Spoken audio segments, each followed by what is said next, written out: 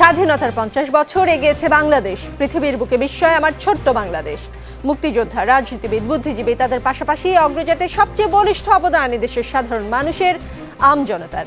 আর তাই গণমানুষের কথা বলতেই আমাদের আয়োজন আমজনতা। দর্শক, যমুনা টেলিভিশনের কোনো রাজনৈতিক পরিচয় নেই, কোনো বিশেষ দলের প্রতি কোনো দুর্বলতা কিংবা দায়বদ্ধতা নেই। হ্যাঁ, আমাদের দায়বদ্ধতা আছে দেশের কোটি কোটি মানুষের প্রতি, মুক্তিযুদ্ধ ও মুক্তিযোদ্ধাদের প্রতি। তাদের সামনে সত্যকে সত্য আর মিথ্যাকে মিথ্যা হিসেবে তুলে ধরাই আমাদের প্রধান কাজ। কোনো দল কিংবা রাজনীতিবিদকে আঘাত করা আমাদের লক্ষ্য নয়। আমাদের লক্ষ্য নিজেদের ভুলগুলো নিজেরা মিলে খুঁজে বের করা, এগিয়ে যাবার লক্ষ্যে বলবো আগামী সুন্দর বাংলাদেশ নিয়ে আমাদের সবার ভাবনার কথা। আর পুরো সময় আপনাদের সাথে আছে আমি রোকসানা আনসুমান নিকোল। দর্শক, আমজনতার আজকের বিষয় কেমন আছে দক্ষিণের মানুষ? আমাদের সঙ্গে আছেন ব্যারিস্টার শেখ ফজলে নূর তাপস, ঢাকা দক্ষিণ সিটি কর্পোরেশনের মাননীয় মেয়র। তাকে আমরা আজকে সংযুক্ত করতে পেরে খুবই খুশি, কারণ দক্ষিণের মানুষের যত সমস্যা তার কাছে নিশ্চয়ই আজকে সেই সব প্রশ্নের উত্তর মিলবে। মাননীয় মেয়র, আপনার কাছে বেশ কিছু প্রশ্ন আছে আমার। শুরুতেই যেটা জানতে চাই আপনার কাছে, আপনার কি কখনো ডেঙ্গু হয়েছিল?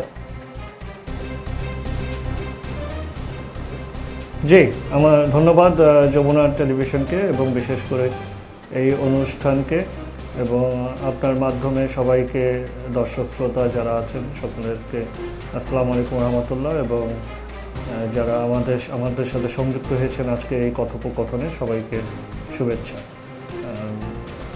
আমাকে এই অনুষ্ঠানে আমন্ত্রণ জানানোর জন্য ধন্যবাদ জানাচ্ছি। যে আপনার প্রশ্ন যদি একদম সোজাসুজি উত্তর দিই তাহলে হ্যাঁ, আমার হয়েছিল। খুব সম্ভবত 2017-18 দিকে আমার একবার ডেঙ্গু হয়েছিল। তাহলে আপনি নিশ্চয়ই বোঝেন ডেঙ্গু হলে কি পরিমাণ কষ্ট হয়, এবং অর্থের কথা যদি বলি, যেটা ঢাকাবাসী অভিযোগ করে যে কি পরিমাণ অর্থ আসলে খরচ করতে হয় একজন ডেঙ্গু রোগীকে, সেটা আপনি তাহলে ভালো করেই বোঝেন। আপনার সেই অভিজ্ঞতা আছে, আপনি নিজে সেই অভিজ্ঞতা নিয়েছেন।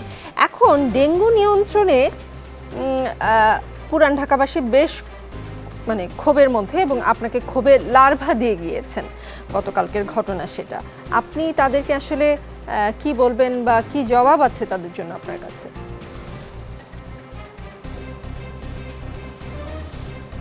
এটা আসলে শুধু পুরাতন ঢাকাবাসী বিষয়টা না, এবং এরা আসলে গতকাল যারা এসেছিল এটা কোনো সামাজিক সংগঠন না, একটি উদ্দেশ্য প্রণোদিত রাজনৈতিক একটি কার্যক্রম, যেটা আসলে সেটার সাথে আসলে জনগণ সম্পৃক্ত নয়।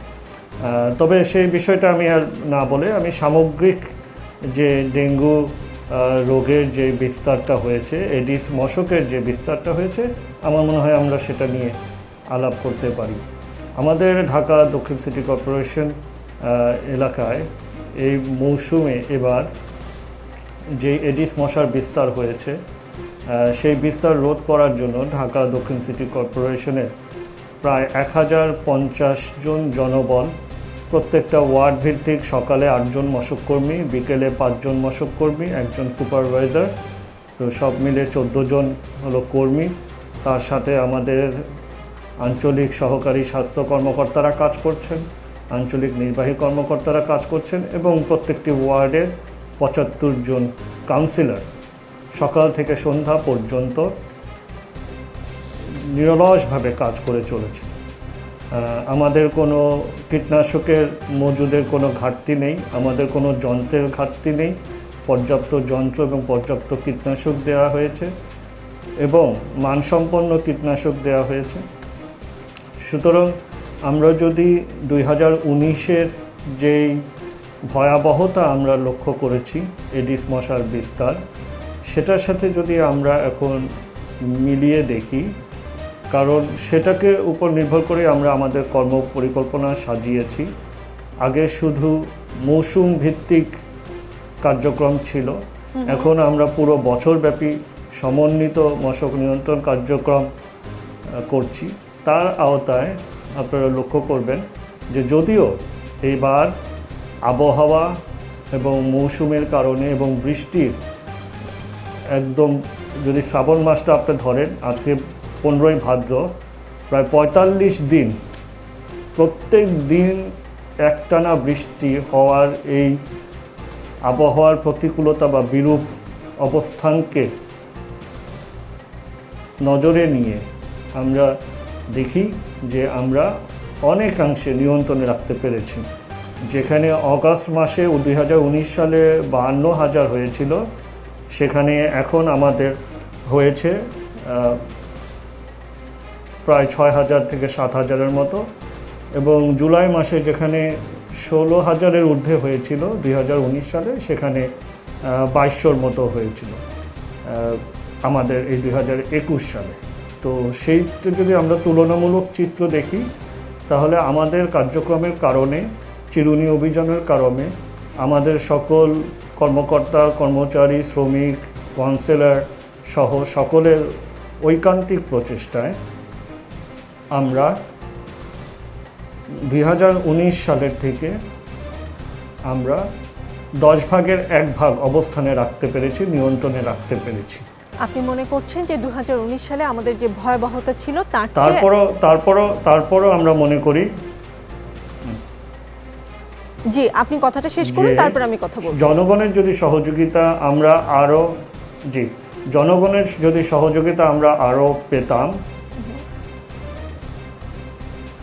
আরও যদি দায়িত্বশীল বা সচেতনতা বৃদ্ধি পেত, দায়িত্বশীলতা অথবা সচেতনতা বৃদ্ধি পেত, তাহলে আরও কার্যকরভাবে আমরা ডেঙ্গু অথবা এডিস মশকের নিয়ন্ত্রণ আমরা করতে পারবো। আপনার যদি আমি একটু বিস্তারিত বলি, এই 109 বর্গ কিলোমিটার এলাকা জুড়েই কিন্তু আমাদের কাজ করতে হয়।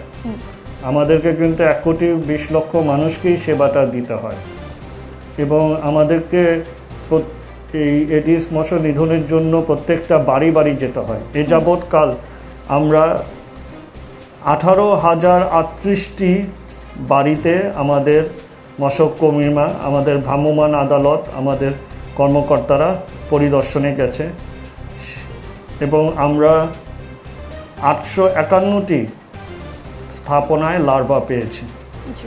এবং যে লার্ভার যে ভয়াবহতা বা যে বিস্তার, এটা আপনারা অনেক সময় আমাদের সাথে গিয়েছেন, সংবাদ মাধ্যমের কর্মীরা প্রতিনিয়ত আমাদের সাথে যোগাযোগ রাখছেন, আপনারা নিজেরাই কিন্তু এগুলো অবলোকন করে আশ্চর্য হয়েছে।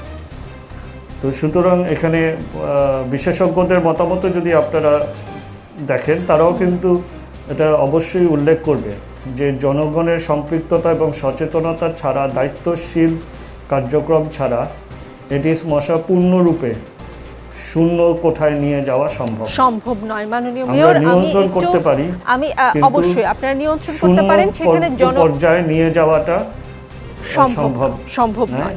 জি আপনি সেটা বলছেন। মাননীয় মেয়র, আমি একটু একজন বাসিন্দাকে একটু যুক্ত করতে চাই। জুরাইনের বাসিন্দা তিনি মিজানুর রহমান, তার কাছ থেকে আমার কিছু জানবার আছে। মিজানুর রহমান, আপনি ছিলেন সম্ভবত যখন যে ক্ষোভে লার্ভা দিয়ে যখন সিটি কর্পোরেশনে জমা দেয় পুরান ঢাকাবাসী, সেই জায়গায় আপনার ছবি আমি দেখতে পাচ্ছি, আপনি ছিলেন।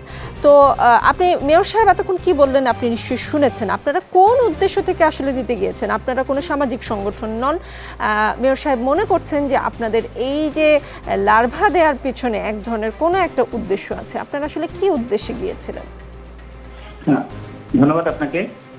যে গতকাল যে অনুষ্ঠান হয়েছিল সেটা হচ্ছে পুরান ঢাকার আদিবাসীরা আয়োজন করেছিল। আমাকে বলেছিল আমি জুলাই থেকে একজন ভুক্তভোগী মানুষ, এবং আমি 19 সাল এবং 2001 সালের যে অবস্থা, 19 সালের থেকে এই অবস্থা, এই বছর অনেক ভয়াবহ অবস্থা, সেই জায়গা থেকে একজন বিক্ষুব্ধ মানুষ হিসেবে অংশগ্রহণ করি।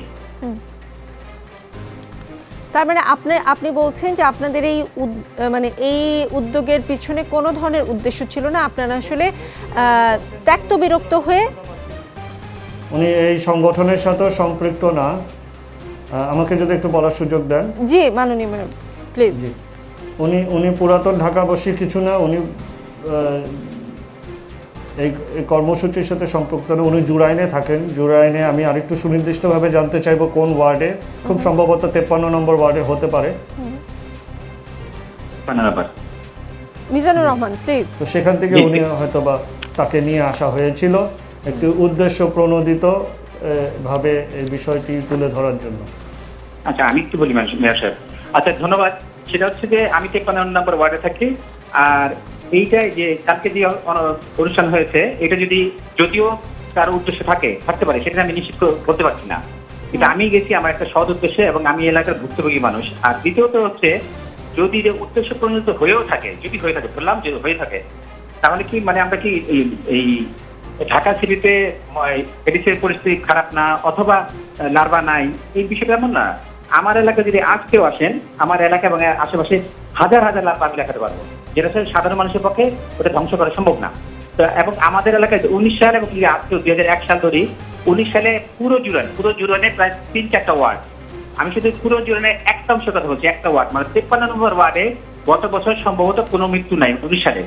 এই বছর আমার জানা মতে নিশ্চিত 8 জন মৃত্যুবরণ করেছে এবং আরেকজন আমি তথ্য পাচ্ছি না, 9 জন যদি ধরি, এবং আমি যদি ঠিকমতো তথ্য পাই তাহলে হাজার হাজার আক্রান্ত, যেটা 19 সালেও হয় নাই। এবং তার জিনিসটা হচ্ছে এই ডেঙ্গু নিয়ন্ত্রণের জন্য যে বলা হয় যে সারা বছর কার্যক্রম চালাতে হবে, কিন্তু এটা সারা বছর দূরের কথা। আমাদের এখানে যে ডেঙ্গু নিয়ন্ত্রণের জন্য যে কার্যক্রম যদি বলি, এখন পর্যন্ত ওইভাবে দৃশ্যমান না।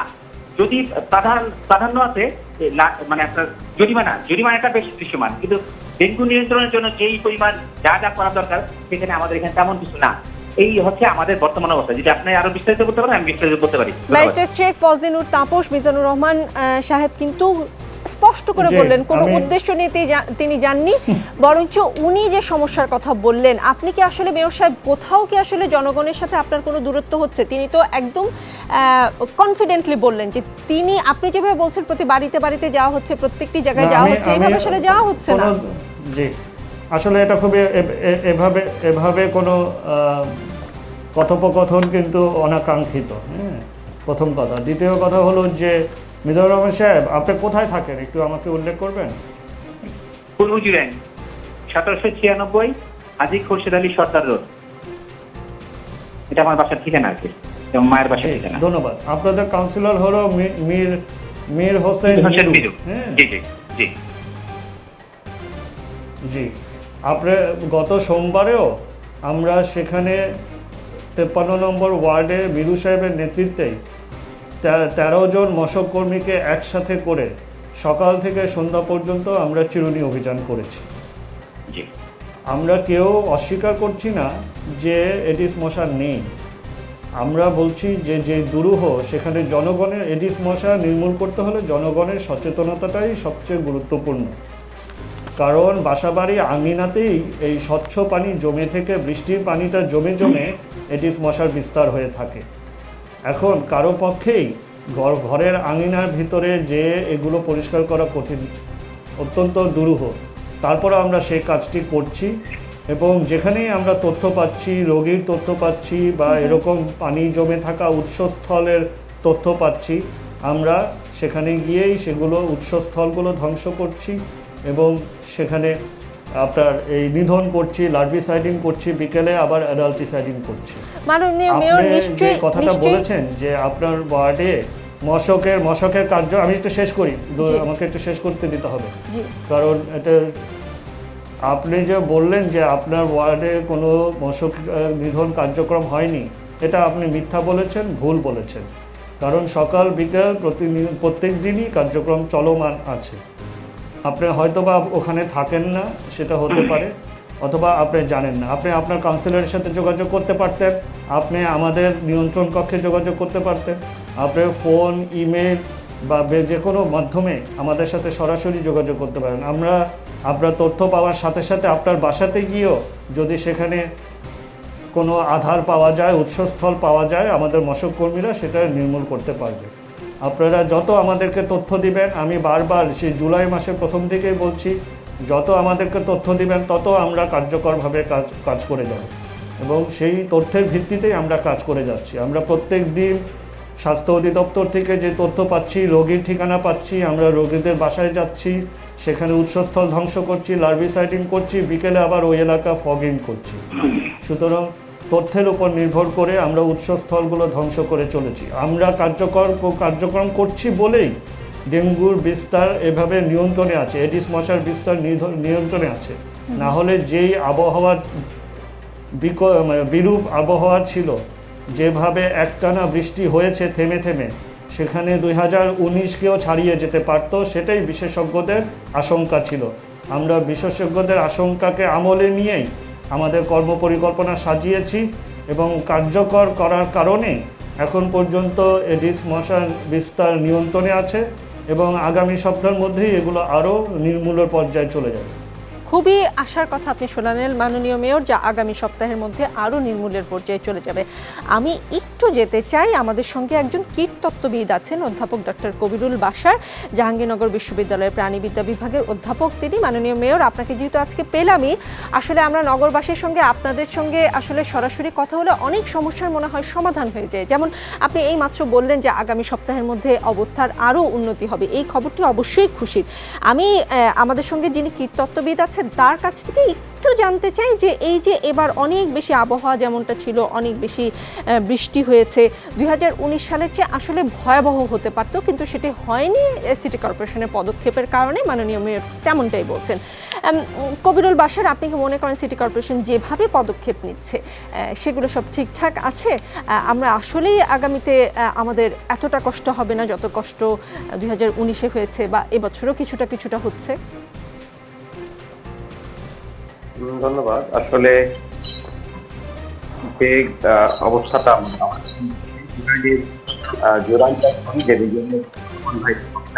ওনারা একটা, আমি আপনার উত্তরে যাব, তার আগে জুরাইন, যাত্রাবাড়ি, ধোলাইপাড়, শনিয়াকড়া এই অঞ্চলটিতে আমি গিয়েছি। এই রিসেন্টলি আমি গত সপ্তাহে গিয়েছি। ওখানকার পরিস্থিতিটার কারণে হয়তো ওনাদের ক্ষোভের সৃষ্টি হয়েছে। তার কারণ আছে, কারণ হচ্ছে 2019 সালে এই এলাকাটাতে কিন্তু ডেঙ্গু অত বেশি হয়নি। আপনি 2019 সালে যদি যাত্রাবাড়ি থেকে শুরু করে শনিয়াকড়া, জুরাইন, পোস্তগোলা পর্যন্ত যে এলাকাটি রয়েছে সেই এলাকাটির ডাটা আমরা যদি দেখি তাহলে দেখা যাবে মিজানুর রহমান সাহেব যেটি বলেছে যে 2019 সালে ওনাদের এলাকায় আসলে এত ডেঙ্গু হয়নি, এটি সত্য, এবং 2021 সালে সেটি বেশি হয়েছে। এজন্য হয়তো ওনারা হয়তো ক্ষোভ থেকে হয়তো মেয়র মহোদয়ের অফিসে লার্ভা নিয়ে গিয়েছে। একটি বিষয় আমি বলি, আমি এই জুরাইন এলাকাতে গত সপ্তাহে যখন গিয়েছি, আমি দুটো বাড়িতে ডেঙ্গু রোগী আছে, এক বাড়িতে 3 জন মানুষ ডেঙ্গু রোগী আছে, সেই বাড়িতে আমি এডিস মশা কোথায় আছে সেটি দেখতে গেছি। আমি মেয়র মহোদয়ের জানানোর জন্য বলছি এবং জুরাইনে যারা বাস করেন তাদেরকে জানানোর জন্য বলছি বিষয়টি, যে আমি ওই বাড়িতে গিয়ে এডিস মশা খুঁজে পাচ্ছি না কোথাও। আমি খুঁজতে গিয়ে দেখলাম যে ওই বাড়িতে, ওই এলাকাটিতে আসলে হয়েছে কি, ওই এলাকাতে রাস্তা উঁচু হয়েছে, ওই বাড়িগুলো নিচু হয়ে গেছে। জুরাইন পোস্তগোলা এলাকায় দেখবেন প্রতিটি বাড়ি নিচু, নিচতলায় বাড়ির কোনো ফ্ল্যাট ফাঁকা আছে। একটি ফ্ল্যাট আমি দেখতে পেলাম যে ওই ফ্ল্যাটটি ফাঁকা আছে এবং ওই ফ্ল্যাটের পানি ফ্লোরে 1 সেন্টিমিটার 2 সেন্টিমিটার মতো পানি জমা আছে। এটি কিন্তু একটা ফ্ল্যাটের ভেতরে। এই ফ্ল্যাটের ভিতরে আমি এডিস মশা পেলাম এবং ওই বাড়িতে রোগী আছে, কিন্তু ওই বাড়িতে রোগী আছে। আমি ওখানে একটি এডিস মশার কামড়ও খেলাম এবং আমার ভয় হলো যে আমার হয়তো ডেঙ্গু হতে পারে, কিন্তু সৌভাগ্য আমার এখনো ডেঙ্গু হয়নি। এখন আমি এই গল্পটি বলছি কারণে যে জুরাইন পোস্তগোলাবাসী এবং মেয়র মহোদয় বা যারা মশা নিয়ন্ত্রণের দায়িত্বে আছেন, একটি জিনিস কিন্তু খুব কঠিন। আমি অবশ্যই নগরবাসীর সাথে আছি, মেয়র মহোদয় অনেক বেশি নিয়ন্ত্রণ করে ফেলছেন মশা, এরকমটিও নয়। তবে আমি জুরাইন পোস্তগোলাবাসীর উদ্দেশ্যে, যেটি ওই এলাকার পরিস্থিতি কিন্তু আসলেই ভয়াবহ, আমি তাদের উদ্দেশ্যে বলতে চাই, দেখেন আপনার একটি নিচতলার একটি ফ্ল্যাটে আমি নিজে গিয়ে আমি এডিস মশা পেলাম এবং ওখানে আমি কেরোসিন তেল দিয়ে এসেছি আমি নিজে, এবং সেটির ভিডিও আমার কাছে আছে। সেটি কিন্তু আমার পক্ষেই খুঁজে বের করা খুব কঠিন হয়েছে। আর একজন যে নাকি অনভিজ্ঞ, যে নাকি কীটতত্ত্ববিদ না, তার জন্য কিন্তু বের করা আরো কঠিন। আর সিটি কর্পোরেশনের মশক নিধন কর্মীর পক্ষে একটি ফ্ল্যাটের নিচতলায় গিয়ে মশা নিয়ন্ত্রণ করা, সেই ওখানে যে পানি জমতে পারে সেটি জানাও কিন্তু খুব কঠিন। জুরাইন পোস্তগোলাবাসী, ধোলাইপাড়, যাত্রাবাড়ি থেকে এই অঞ্চলে বাসী আপনারা যারা আছেন তাদেরকে আমি বলতে চাই, আপনারা একটু খেয়াল করেন যে আপনাদের নিচু যে বাড়িটি আছে সেই বাড়িটি, বা আপনার প্রতিবেশীর যে নিচু বাড়িটি আছে, যে বাড়িটির নিচতলায় পানি জমে আছে, সেই জায়গাটি একটু আপনারা আপনাদের সামাজিক উদ্যোগের মাধ্যমে এটিকে যদি আপনারা মশা থেকে নিয়ন্ত্রণ করতে পারেন তাহলে কিন্তু নিজেরা বাঁচবেন। আগে নিজে বাঁচলে তারপরে না হয় মেয়র মহোদয়কে আমরা গালাগালি করতে পারবো। জি, তার মানে অধ্যাপক ডক্টর কবিরুল বাশার, আপনি যেমনটা বলছেন, একা সিটি কর্পোরেশনের পক্ষে আসলে আমরা যদি সচেতন না হই কিছুতেই আসলে ডেঙ্গু মোকাবেলা করা আমাদের পক্ষে সম্ভব না। অবশ্যই দায়বর্তা সিটি কর্পোরেশনের কাঁধে, কিন্তু আমাদেরকেও সাবধান হতে হবে। আমাদের সঙ্গে আক্তার মাহমুদ আছেন, বাংলাদেশ ইনস্টিটিউট অফ প্ল্যানার্সের সভাপতি। আক্তার মাহমুদ, কোনোভাবে কি মনে হয় যেভাবে নগর পরিকল্পনা করছি আমরা, যেভাবে উন্নয়ন প্রকল্প হচ্ছে বা যেভাবে আমাদের শহরে বাড়িঘর বানাচ্ছি বা আমাদের প্রশাসন অনুমতি দিচ্ছে আমাদেরকে, সেভাবে আমরা সঠিক পথে আছে? আমাদের উন্নয়ন কি কোনোভাবে আমাদেরকে এরকম ডেঙ্গুর মতো সমস্যায় ফেলছে না, মহা বিপদে ফেলছে না? ধন্যবাদ আপনাকে। আমি আসলে আপনাদের সকলেরই কথা খুব মনোযোগ দিয়ে শুনছিলাম, মাননীয় মেয়র মহোদয় এবং অধ্যাপক কবিরুল বাশার, তাদের কথাও শুনছিলাম। দেখেন, আজকে যেহেতু মাননীয় মেয়র মহোদয় দক্ষিণের মেয়র মহোদয় আছেন এবং কথা হচ্ছে দক্ষিণ সিটি কর্পোরেশনের বিষয়ে। দক্ষিণ সিটি কর্পোরেশন ঢাকার পুরাতন এলাকা এবং এই এলাকাটা যেভাবে গড়ে উঠেছে, আমরা এই সপ্তাহ দেখলাম সেখানে পুরাতন ঢাকায় বেশ অসংখ্য বাড়ি আছে যেগুলো অপরিকল্পিতভাবে তৈরি হয়েছে, অনুমোদনহীনভাবে তৈরি হয়েছে। এবং আপনারা জানেন এই শহরের এই অংশে যেভাবে তৈরি হয়েছে, তাতে করে এটাতে একটা বিরাট ধরনের অপরিকল্পিত ভাবে গড়ে ওঠার ছাপ আছে। তো সেটার তার চেয়ে গুরুত্বপূর্ণ বিষয় হচ্ছে যে এখানে যে অপরিকল্পিতভাবে বাড়িঘর তৈরি হয়েছে এবং ঘিঞ্জি এলাকা হিসাবে তৈরি হয়েছে, এখানে প্রচুর এলাকা আছে যেগুলো সিটি কর্পোরেশনের পরিচ্ছন্নতা কর্মীদের দৃষ্টির আড়ালে থাকে। এরকম অনেক জায়গা আছে যেখানে পানি জমে, সেই পানিতে ডেঙ্গু মশার লার্ভা তৈরি হয় এবং সেটা পরিচ্ছন্নতা কর্মীদের দ্বারা পরিষ্কার পরিচ্ছন্ন করা বা এটাকে মেরে ফেলা এটা সম্ভব হয়ে ওঠে না। সেই ক্ষেত্রে আমি যেটা বলবো যে সিটি কর্পোরেশনের অবশ্যই দায়িত্ব আছে, তারা সিটি কর্পোরেশন দায়িত্ব পালন করবে। যদি তারা সেখানে ব্যর্থ হয়, সেখানে সমালোচিত হবে, সেটা একটা দিক আছে। কিন্তু একটা বিরাট দায়িত্ব আছে আমাদের নাগরিকদের। আমরা কিন্তু সুনাগরিক হতে হবে। আমাদের যে সকল সামাজিক সংগঠন আছে, ক্রীড়া সংগঠন আছে, রাজনৈতিক সংগঠন আছে, স্কুলের ছাত্রছাত্রীরা আছে, যুবক যুবতীরা আছে, তাদেরকে প্রত্যেককে এই বিষয়টাতে কিন্তু অনেক বেশি সচেতন হওয়া প্রয়োজন। আমরা জানি বর্ষার মৌসুমে এই এডিস মশার প্রাদুর্ভাবটা তৈরি হয়। সুতরাং আমাদের এই ক্যালেন্ডার ইয়ারে আমরা জানি যে কোন সময়টাতে আমরা এই সমস্যার মধ্যে পড়ি। সুতরাং সারা বছর ব্যাপী আমার কথা হচ্ছে যে এক ধরনের সিটি কর্পোরেশন ম্যানেজমেন্ট প্ল্যানও প্রয়োজন আছে। সেই ম্যানেজমেন্ট প্ল্যান থাকবে। বিশেষত মাননীয় মেয়র মহোদয় কিন্তু উল্লেখ করলেন প্রায় 18,000 স্থাপনায় তারা পরিদর্শন করেছেন, তদারকি করেছেন। তদারকির মাত্রা কিন্তু আরো বাড়াতে হবে, প্রয়োজনে জরিমানা করতে হবে, কিন্তু সাথে সাথে মানুষকে ইনভলভ করতে হবে। মানুষের এই সামাজিক সম্পৃক্ততা যদি না বাড়ানো যায়, এই এডিস মশার এই প্রাদুর্ভাব আপনারা কখনোই কন্ট্রোল করতে পারবেন না। তো সেদিক থেকে আমি অনেক বেশি জোর দিব। সিটি কর্পোরেশনের দায়িত্বের পাশাপাশি আমাদের জনগণেরও বড় ধরনের এখানে স্টেক আছে। কিছু কিছু জায়গার কথাও একেবারে উল্লেখ না করলেই নয়, সেটি হচ্ছে যে সকল সরকারি স্থাপনা আছে, আপনারা গিয়ে দেখেন তাদের ছাদের কি অবস্থা। গত 1-2 বছরও সেখানে দেখবেন যে পরিষ্কার পরিচ্ছন্নতা করা হয়নি। এরকম অনেক প্রতিষ্ঠান আছে যেগুলো এখন আপাতত বন্ধ আছে। স্কুল আছে যেগুলোতে এখন বন্ধের কারণে অনেক জায়গায় পরিষ্কার পরিচ্ছন্নতা করা হয় না। তো সুতরাং এইসব জায়গাগুলোকে নজরে আনতে হবে। আরেকটি বিষয় হচ্ছে যে আমরা নাগরিক হিসাবে আমরা আমাদের দায়িত্বটা কতটা পালন করলাম। আমরা সপ্তাহে কেন 1-2 দিন নিজেরা কেন উদ্যোগী হয়ে আমাদের বাসার ছাদ অথবা বাড়ির আঙিনা, এই কনস্ট্রাকশন সাইট, এই জায়গাগুলো আমরা দেখবো না? এটা আমাদের দায়িত্ব, এটা আমরা কিন্তু দেখতে হবে। আদারওয়াইজ এই সিটি কর্পোরেশনের পক্ষে এককভাবে এটা নিয়ন্ত্রণ করা সম্ভব না। তার মানে সবাই মিলে এই বিষয়টা করতে হবে। আর জনসম্পৃক্ততার কথা যেটা বললেন, সেই জনসম্পৃক্ততা তৈরি করাটাও আমার মনে হয় সিটি কর্পোরেশনের কিছুটা হলেও দায় আছে। আমি মাননীয় মেয়র সাহেবের কাছে এই প্রশ্নটা নিয়ে যাব। তবে এলিফ্যান্ট রোড থেকে আমাদের সঙ্গে সিলমা সুবাহ যোগ দিয়েছেন এবং তিনি মাননীয় মেয়রকে সরাসরি কিছু বলতে চান। সিলমা সুবাহ, আপনার কাছে আমি জানতে চাই, আপনি একটা বিশেষ সমস্যার কথা আপনি বলতে চাচ্ছেন। আপনার সঙ্গে আমাদের যখন কথা হয়েছে, আপনি মেয়র সাহেবকে সরাসরি বলতে পারেন। হ্যালো, আসসালামু আলাইকুম। ওয়ালাইকুম আসসালাম। জি, আমার যেটা বলার আছে, আমি 18 নম্বর ওয়ার্ডে থাকি। এলিফ্যান্ট রোডে। আমাদের এখানে যেটা আমি সবচেয়ে বেশি একজন নারী হিসেবে যেটা আমি বলবো সেটা হচ্ছে যে আমাদের এখানে শপিং মল ছাড়া ব্যবহার উপযোগী কোনো পাবলিক টয়লেট নেই। এখানে আপনি রাস্তাতে আসার সময় আপনার যদি টয়লেট ব্যবহার করার প্রয়োজন পড়ে, আপনি কিন্তু শপিং মল ছাড়া কোনো ধরনের কোনো টয়লেটের ব্যবস্থা পাবেন না। এবং সেই সাথে হচ্ছে যে শপিং মলে কেউ আসলে ব্যবহার করাটা আসলে সবসময় এই ধরনের এখনকার যে অবস্থা বা সবসময় যে অবস্থা থাকে ওটা খুব একটা স্বাস্থ্যসম্মত হয় না।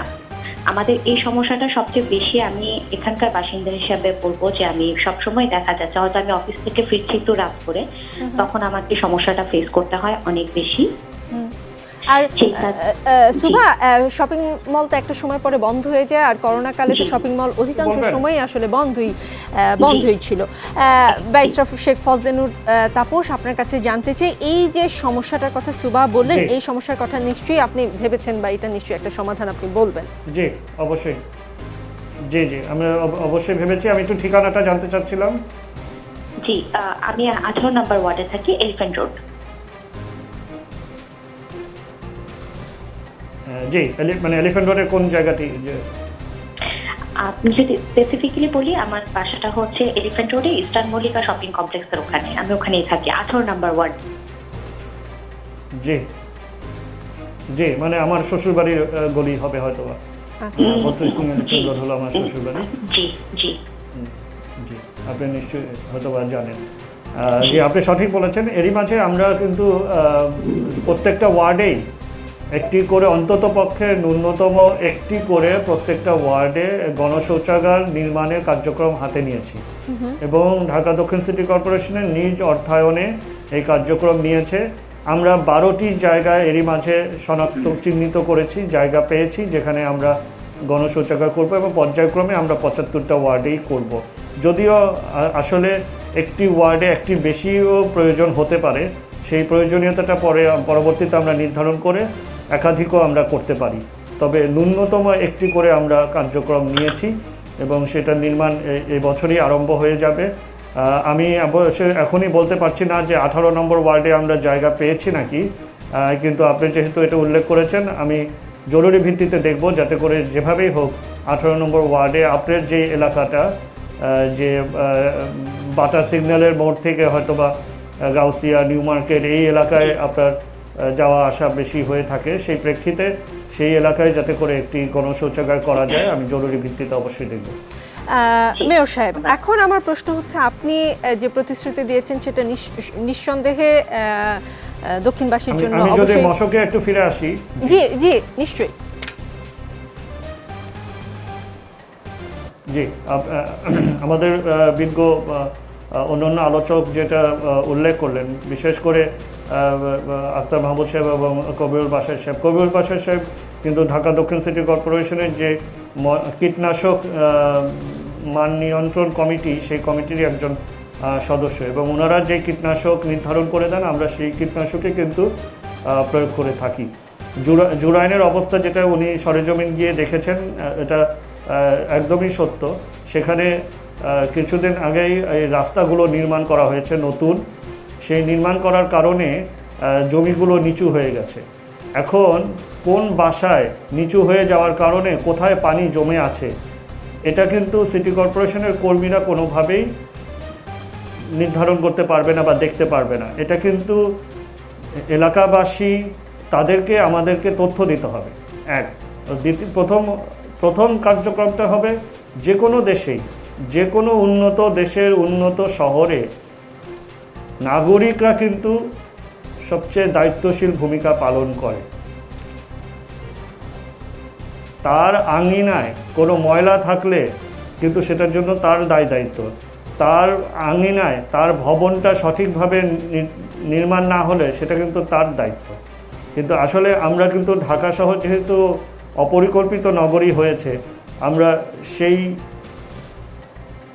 দায়িত্বশীলতা বা সেই সচেতনতা কিন্তু আমরা পাই না। আমরা এই যাবৎকাল প্রায় 84 লক্ষ টাকার উপরে আমরা জরিমানা করেছি। সেখানে সরকারি সংস্থা, সরকারি আবাসন থেকে আরম্ভ করে ব্যক্তি মালিকানাধীন অ্যাপার্টমেন্ট বিল্ডিং, নির্মাণাধীন ভবন, সব জায়গায় আমরা কিন্তু জরিমানা করেছি। জরিমানা করাটার কারণ হলো জনগণকে সচেতন করে তোলা। কারণ আমরা দেখেছি যে একটি নির্মাণাধীন ভবনে আমরা গিয়েছি প্রথমবার, সেখানে আমরা এডিস মশা পেয়েছি, আমরা তাদেরকে সতর্ক করেছি, কিন্তু 15 দিন পরে গিয়ে আমরা দেখেছি সেই অবস্থায় বিরাজমান করছে। তখন কিন্তু বাধ্য হয়ে আমাদেরকে জরিমানা করতে হয়েছে। আমি একটি সরাসরি আপনাকে একটি তথ্য দিচ্ছি, সেটা হলো আমার বিদ্যালয়ের শিক্ষিকা, তিনি আমাকে ফোন করে বলেছেন ধানমন্ডির মতো জায়গায় তার পিছের বাসায় জমিটা পরিত্যক্ত নির্মাণাধীন।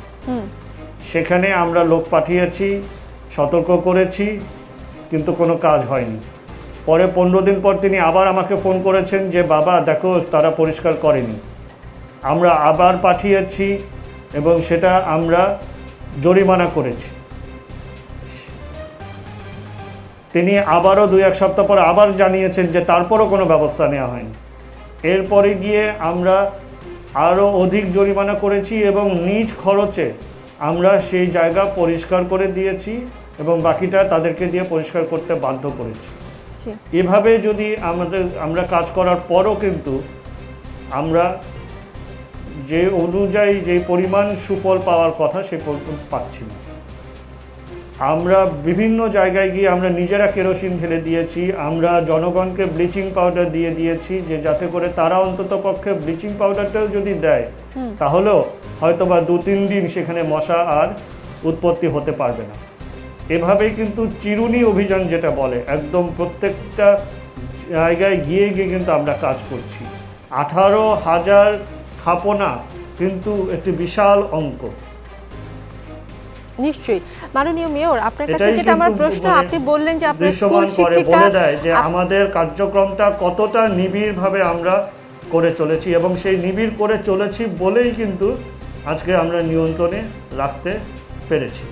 তবে আমি যেটা উল্লেখ করছি বারবার, এবং প্রথম দিন থেকেই আমরা যখন থেকে ডেঙ্গুর আশঙ্কা শুরু হয়েছে, এবার যখন বিশেষজ্ঞরা বলেছেন যে ডেঙ্গুর প্রকোপটা বাড়তে পারে, তখন থেকে কিন্তু আমরা একটি নিবেদনই করছি জনগণকে, ঢাকাবাসীর কাছে, সেটা হলো আপনারা সচেতন হন এবং আমাদেরকে তথ্য দিয়ে জানান। আপনারা নিজেরা না পারলেও আমাদেরকে তথ্য দিয়ে জানালে আমরা কিন্তু আধা ঘন্টার মধ্যে আমাদের মশককর্মী সেখানে পৌঁছে যেতে পারছি। নিশ্চয়ই, যেমনটা মাননীয় মেয়র বলছিলেন যে আপনার স্কুল শিক্ষিকা ফোন করেছে এবং সেখানে আপনি ব্যবস্থা নেওয়ার চেষ্টা করেছেন, কিন্তু আমার মতো বা আমার এখানে আরও যারা কাজ করছেন সাধারণ মানুষ, তারা আসলে কি করে আপনার কাছ পর্যন্ত পৌঁছাবে বা তারা কি করে আসলে খবরটা পৌঁছে দেবে? সেই খবর কি আদৌ আপনার কান পর্যন্ত পৌঁছায় কিনা?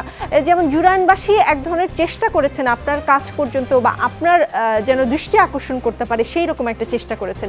এই ধরনের চেষ্টা আসলে কিভাবে সাধারণ জনগণ আপনার কাছ পর্যন্ত খবরটা পৌঁছতে পারবে? আপনি যদি ছোট করে একটু বলতেন, আপনার উত্তরটা শুনে আমি একটা বিরতিতে যাব। আমরা কিন্তু এপ্রিল মাস থেকেই, জি আমাকে একটু বিরতির আগে ছেড়ে দিতে হবে, আমি একটু শেষ করি। আমরা কিন্তু এপ্রিল থেকেই কাজ করেছি এবং আমাদের ওয়েবসাইটে অনলাইনের সুযোগ রয়েছে, অনলাইন আবেদন করে জানানোর জন্য। আমাদের নিয়ন্ত্রণ কক্ষের ফোন নাম্বার দিয়ে দেওয়া হয়েছে এবং এটা ব্যাপকভাবে প্রচারিত হচ্ছে। সারাদিন আমরা বিভিন্ন ফোনে আমরা তথ্য পাই।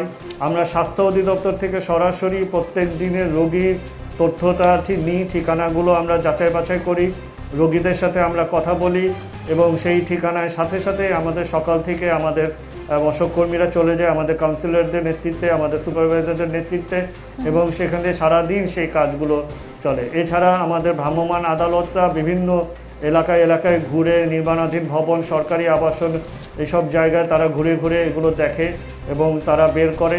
এবং আমরা কিন্তু আমার ইমেল আছে, আমাদের ওয়েবসাইটের ইমেল আছে, আমাদের ফোন আছে, আমাদের বার্তার মাধ্যমে আমরা পেয়ে থাকি। সারাদিনই আমরা বিভিন্ন তথ্য পাচ্ছি এবং যেই তথ্যগুলো পাচ্ছি প্রত্যেকটা তথ্যই কিন্তু আমরা ব্যবস্থা নিচ্ছি। এই যাবৎকাল যে 5,662 জন এবং ঢাকা দক্ষিণ সিটি কর্পোরেশন এলাকায় 2,168 জন রোগী পাওয়া গেছে। এই 2,168 জন রোগীর সাথেই কিন্তু আমাদের যোগাযোগ হয়েছে, তাদের পরিবারের সাথে আমাদের যোগাযোগ হয়েছে, তাদের ঠিকানা নেওয়া হয়েছে এবং সেখানে ব্যবস্থা নেওয়া হয়েছে। জুরাইন বলেন এবং যে এলাকায় বলেন, পুরাতন ঢাকা বলেন। তবে এবার কিন্তু বিশেষজ্ঞরা এটা অবশ্যই অনুধাবন করবে যে পুরাতন ঢাকায় কিন্তু আগের 2019-এর তুলনায় এবার অনেক কম হয়েছে। আমি এটা মনে করি যে এটা এই কারণে যে পুরাতন ঢাকাবাসী আগের চেয়ে অনেক বেশি সচেতন হয়েছে, তাদের এলাকা তারা নিজেরাই পরিষ্কার রাখা আরম্ভ করেছে, রাখছে। জি, মাননীয় মেয়র, আরেকটি বিষয়, দক্ষিণের অধিবাসীরা বা যে কোনো সিটি কর্পোরেশন, চট্টগ্রাম আর রাজশাহী সিটি কর্পোরেশন বাদে বাকি সিটি কর্পোরেশনের লোকেদের এক ধরনের অভিযোগ আছে যে সিটি কর্পোরেশনের ট্যাক্স দেয়া হলেও আমরা ময়লার টাকা কেন দিব, মানে এমনিতে তো ট্যাক্স দিচ্ছেই সবাই, আলাদা করে কেন ময়লার বিল দিতে হবে? এটা তো সিটি কর্পোরেশনেরই কাজ। আপনি কিছু বলবেন এই বিষয়ে?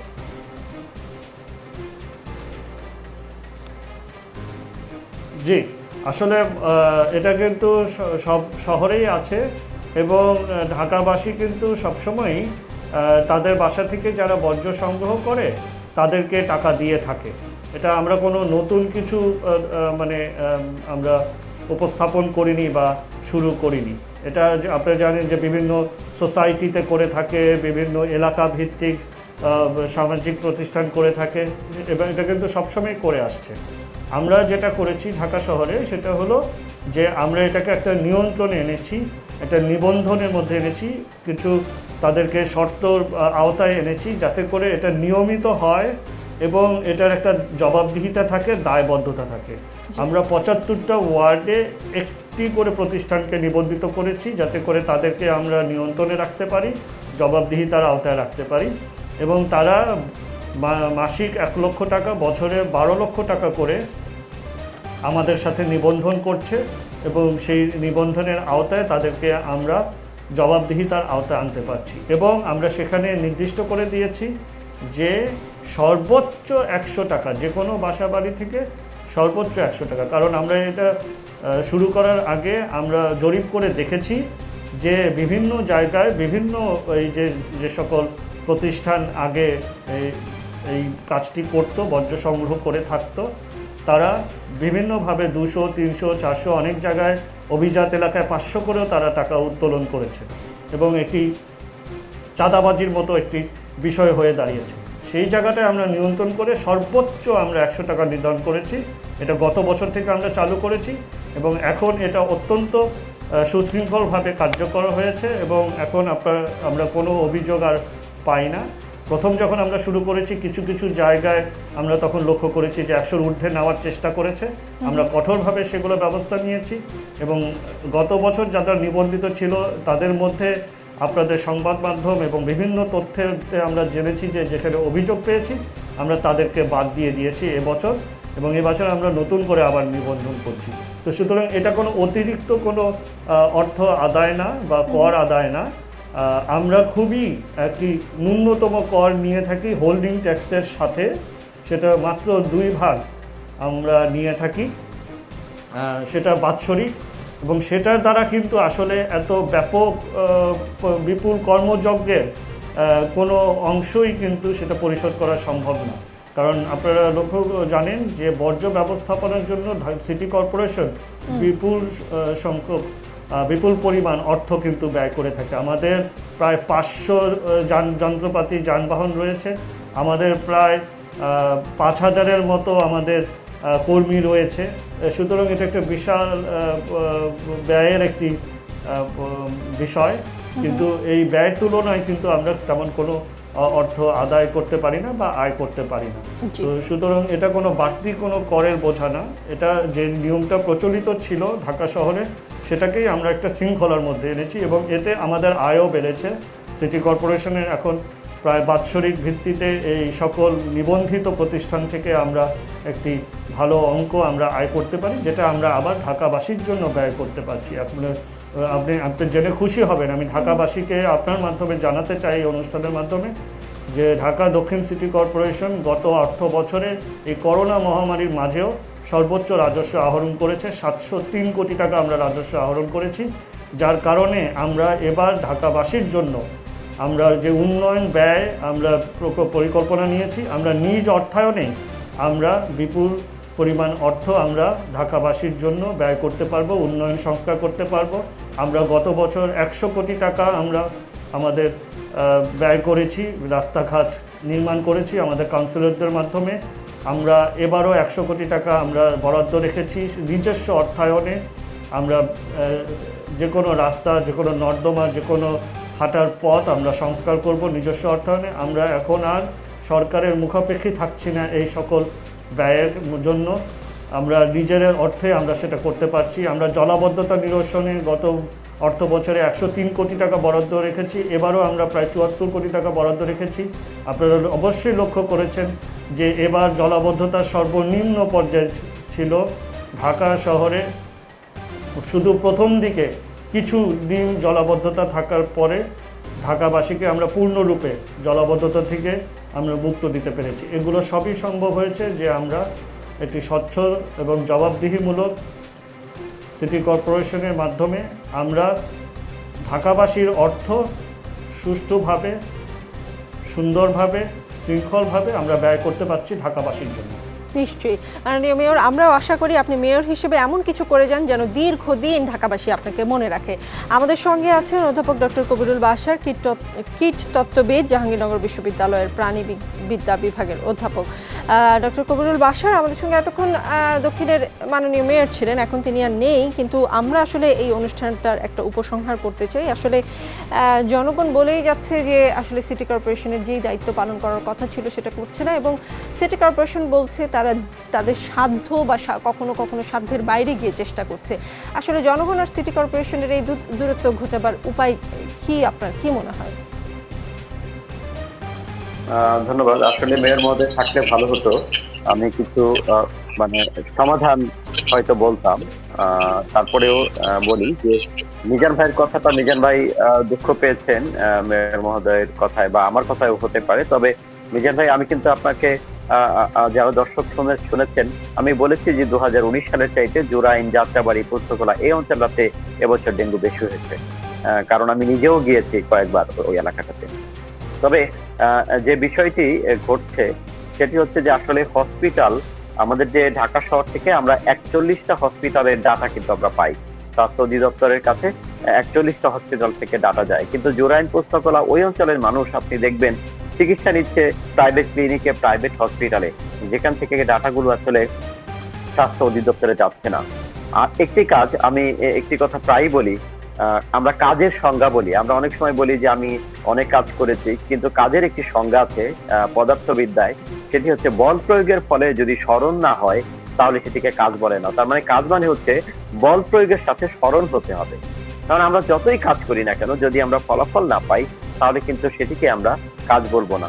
তার মানে যে কাজ হওয়ার জন্য আমাদেরকে ফলাফল আসতে হবে। এখন আসি যে সিটি কর্পোরেশনের সাথে সমন্বয় আমরা কিভাবে করব। সিটি কর্পোরেশন কাজ করছে কিন্তু ফলাফল আসছে না, আমরা দেখছি ফলাফল খুব বেশি দেখছি না। দেখেন যে এখনো পর্যন্ত যে বৃষ্টিপাত যেটি আছে, বৃষ্টিপাত, তাপমাত্রা এবং আর্দ্রতা, সেটি অনুযায়ী আমি সাধারণত একটি প্রগ্রেশন মডেল তৈরি করি। সেই প্রগ্রেশন মডেল অনুযায়ী আমি জুন মাসের 3 তারিখে বলেছিলাম এবছর অনেক ডেঙ্গু হবে, এবং তাই হয়েছে। এখন আমি বলছি আজকের আমার যে মডেল, সেই মডেল অনুযায়ী যে বৃষ্টিপাত আজকে পর্যন্ত যা হয়েছে এটিকে আমরা 15 ডেজ ল্যাগ ধরি। ল্যাগ ধরার ফলে তার মানে আমি বলতে পারি আগামী 15 দিনের মধ্যে ডেঙ্গু খুব বেশি কিন্তু কমবে না। আগামী 15 দিনের মধ্যে আজকের যে বৃষ্টিপাত, ল্যাগ হচ্ছে 15 ডেজ ল্যাগ, 15 দিন পর পর্যন্ত এটি কার্যকর থাকবে। তার মানে আগামী 15 দিন পর্যন্ত ডেঙ্গু খুব বেশি কমছে না। এটি আমাদের মধ্যে তো অবস্থার পরিবর্তন হবে এবং অবস্থা উন্নতি হবে, সেরকমটাই শুনলাম মেয়র মহোদয়ের কাছ থেকে। সেটি আমি মেয়র মহোদয়কে বলতাম যদি থাকতেন, যে আগামী 15 দিন আজকের যে বৃষ্টিপাত, আজকের যে আমার যে মডেল, সেই মডেল অনুযায়ী আমার ফরকাস্টিং মডেল বলছে যে আগামী 15 দিনের মধ্যে খুব বেশি উন্নতি হবে ডেঙ্গুর, এটি না, হয়তো সামান্য কম বেশি প্রতিদিন সেটি হতে পারে। তবে এর 15 দিন পরে আবার আমরা হয়তো একটি মডেল দিতে পারবো। এই জন্য আমাদের যেটি দরকার ছিল সেটি হলো যে আমাদের যে হটস্পট গুলো আছে, ঢাকা শহরে কিছু হটস্পট আছে এখন ডেঙ্গুর ক্ষেত্রে, এই এলাকার মশাগুলো কিন্তু ইনফেক্টেড, এই এলাকার মশাগুলো ভাইরাস বহন করছে। আপনারা জানেন যে ভাইরাস বহন না করলে কিন্তু এডিস মশা কামড়ালেও ডেঙ্গু হবে না। যেহেতু এই এলাকা হটস্পট হয়ে গেছে, অন্য এরিয়া থেকে আমাদেরকে মেশিন নিয়ে এসে অথবা কীটনাশক যারা স্প্রে করে সেই কর্মীদেরকে নিয়ে এসে বিশাল একটি বাহিনী দিয়ে একেবারে ক্র্যাশ প্রোগ্রাম করে এই উড়ন্ত মশাগুলোকে মারার একটি ব্যবস্থা করা দরকার। যদি সেটি সিটি কর্পোরেশনের মাধ্যমে হতে পারে, অথবা মিজান ভাই এখানে আমাকে নিশ্চয়ই শুনছেন, জুরাইনে কিন্তু কিছু সামাজিক সংগঠন আছে, আমি কিন্তু দেখি সংগঠনের সভাপতিকেও চিনি, যেমন রিপন মোল্লা আছে জুরাইন মেডিকেল কলেজ রোডে, সেখানে যেহেতু আমি গিয়েছি আমি জানি যে সেখানে রিপন মোল্লা জুরাইন সমাজ কল্যাণ সমিতির সভাপতি। সেরকম কিছু সমাজ কল্যাণ সমিতি কিন্তু জুরাইনে আছে। এই সমিতির মাধ্যমে কিন্তু আপনারা এই একটি অভিযান পরিচালনা করতে পারেন। প্রত্যেকটি বাড়িতে, যেহেতু বাড়িগুলো আপনাদেরই আত্মীয় স্বজন, সিটি কর্পোরেশনকে যেমন দায়িত্ব নিতে হবে তেমনি সাধারণ যারা জনগণ আছেন তাদেরকে আসলে দায়িত্ব পালন করতে হবে। আমি একটু আক্তার মাহমুদের কাছে যেতে চাই, তার কাছে ছোট করেই জানতে চাই আসলে ঢাকা দক্ষিণটা কিন্তু উত্তরের চেয়ে একটু আলাদা বা অন্য শহরগুলো থেকে আলাদা, কারণ ওখানে ঐতিহ্যবাহী স্থাপনা আছে।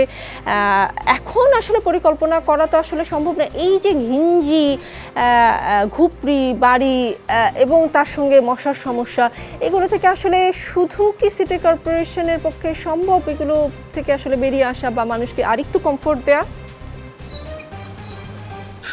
না, আমি এই কথাটা একটু বলতে চাই, সেটা হচ্ছে যে মাননীয় মেয়র মহোদয় যে কথাগুলো বললেন সেই কথাগুলো তার নিজের কথা এবং সিটি কর্পোরেশনের কি করছে সেই বিষয়ে তিনি বললেন, কিন্তু বাস্তবতা হয়তো একটু অন্যরকম। সেই অন্যরকমের চিত্রটাও কিন্তু আমরা অধ্যাপক কবিরুল বাশারের কথায় শুনলাম এবং ওখানকার একজন অধিবাসী মিজানুর রহমান, ওনার কথায় আমরা শুনতে পারলাম। তাহলে এখানে একটা ফারাক আছে। তো সুতরাং এটাকে আমরা বাস্তবতাটাকে স্বীকার করে নিয়ে আমাদের যে সিটি কর্পোরেশনের যে কার্যক্রম আছে সেই কার্যক্রম আরো অনেক বেশি জোরদার করতে হবে। এই 18,000 স্থাপনা নয়, আমার তো মনে হয় আরো অনেক বেশি স্থাপনাগুলোতে পরিদর্শন করা প্রয়োজন। সেই সাথে সাথে জনগণকেও এখানে এগিয়ে আসতে হবে। বিশেষত 75টি ওয়ার্ড আছে দক্ষিণ সিটি কর্পোরেশনের, 75টি ওয়ার্ডের ওয়ার্ড কাউন্সিলর এবং যে সকল সামাজিক সাংস্কৃতিক সংগঠনগুলো আছে এই সংগঠনগুলোকে এর সাথে সম্পৃক্ত করা এবং সপ্তাহের রুটিন ধরে ধরে এই অভিযানগুলো চালনা করা এবং কতটা প্রোগ্রেস করলো। এই যে মাননীয় মেয়র মহোদয় বললেন এখানে টেলিফোন নাম্বার আছে জানানোর জন্য, আমার তো মনে হয় এখানে একেবারে অ্যাপস তৈরি করে দেওয়ার দরকার আছে এবং অ্যাপসে কারা কারা অভিযোগ করছে সেই অভিযোগটা কিভাবে কত ঘন্টার মধ্যে এটার অভিযোগটাকে নিরসন করা হলো সেই ধরনের স্ট্যাটিস্টিক্স তো এখানে দেখার দরকার। তাহলে বোঝা যাবে যে সিটি কর্পোরেশন কতটা কাজ করলো আর কতটা কাজ করলো না।